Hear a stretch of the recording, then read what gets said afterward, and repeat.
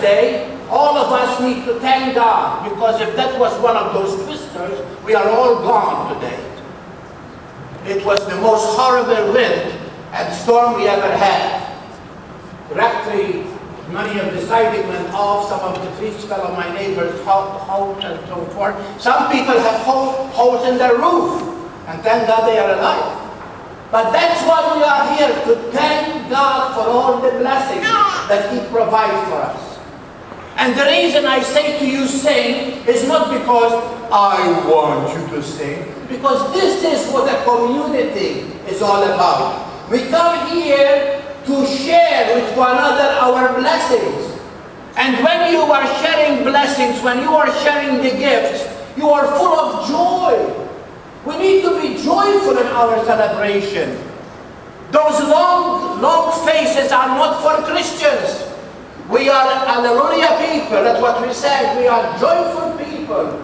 We are here to thank God. Yes, we have our crosses, but if you compare the crosses with the blessing, believe me, we have more blessing than crosses. And that's why St. Paul said now, but if you bite and devour one another, be aware that you are not consumed by one another. How many times we do that stupid thing?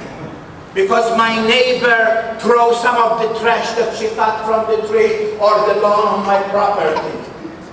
Or because my neighbor, did this and this and this, and they call the police on my neighbor. Believe me, when you do something stupid, they call the police on you too. So we are going to go like each other, and we are going to really destroy each other. Because that's human nature. You do to me, and I try to, as we say, surpass it. I say then, live by the Spirit, and you will certainly gratify the desire of the flesh, for the flesh has desire against the Spirit. And this is the fight we have within us. I want to do good, because that's what we are. The intention is to do good. But then I find myself do stupid things. I want to be a good person, but all of a sudden, I am going to pay the price because I do something stupid. I want to tell you a great, great lesson. Do good and forget it. Do stupid things and remember it. So you learn your lesson and you don't repeat them again. Because this is the way you grow.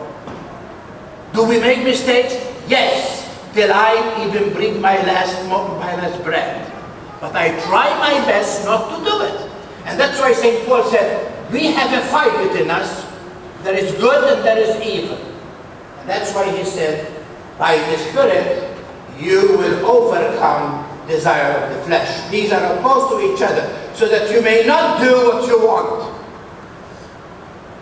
Because this is the way I want. You ask people today, why you don't go to church? Oh, I pray. Oh, I read the Bible, Father. Because this is the way I want it. I don't want organized religion. What a cop-out, huh? I don't want, organized religion. What organized? It's not organized. This is a community where we come to praise and thank God. But then when they have, a little bit of nonsense from the doctor, oh, they call the rectory. Open the church, Father. I want to light a candle. Oh, please pray for me.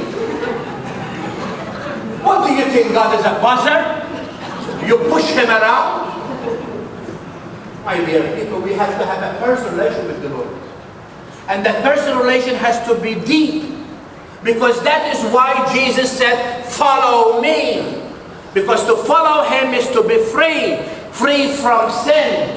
And when are you free from sin, you are full of love. And when you are a loving person, you do and do and do for people without stopping and thinking of yourself. And that's what St. Paul said at the end.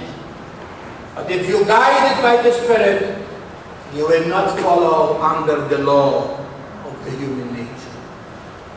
My dear parents, today you come here to present these children for baptism. As I talk to you indirectly, remember that you are the one who are present them. You call. We did not push this baptism on you, but you asked us to baptize your children. And you are doing so because you are convinced that the greatest gift you can give to Courtney and Matthew is the gift of faith. Now I ask you, as I told you, to really be aware of your behavior, of your thoughts. Because these children are like tape recorder. They record, they rewind, and they play. And don't tell Matthew, where did you learn that word? Because Mama will turn to you and say, you said it when you were angry at me. These children are really right now receiving and taking in. And you are forming a character. You are forming a gentleman and a lady of tomorrow. And you parents are a necessity for our society. You are the builders of our society. And if you are great people to build, the church needs you to be good parents. So these children will grow under your direction with the cooperation of those who are going to help you to educate. By you working with them for the common good of your children, we will have tomorrow good citizens and good church members.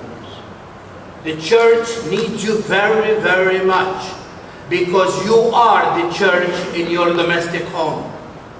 You are the church in your little cottage where you live. You are the voice of God. You are the example and the love of God. Because this child, as I told you, is the effect of your love. You love each other so much that that love expresses itself in this little baby. I ask you, as good people and promoters of life, to be there for these children, to watch the company they hold, to work integrity with those who are really going to educate these children. And you are going to be the example so that these children, as I told you, will become tomorrow leaders. May the Lord help you. May the Lord strengthen you. And you are not alone. You have your family.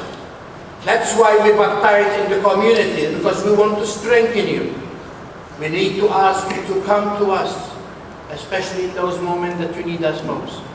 And we will pray for you, that God will always protect you and guide you to do the best you can, so these children can have the best of life in the coming years. God bless.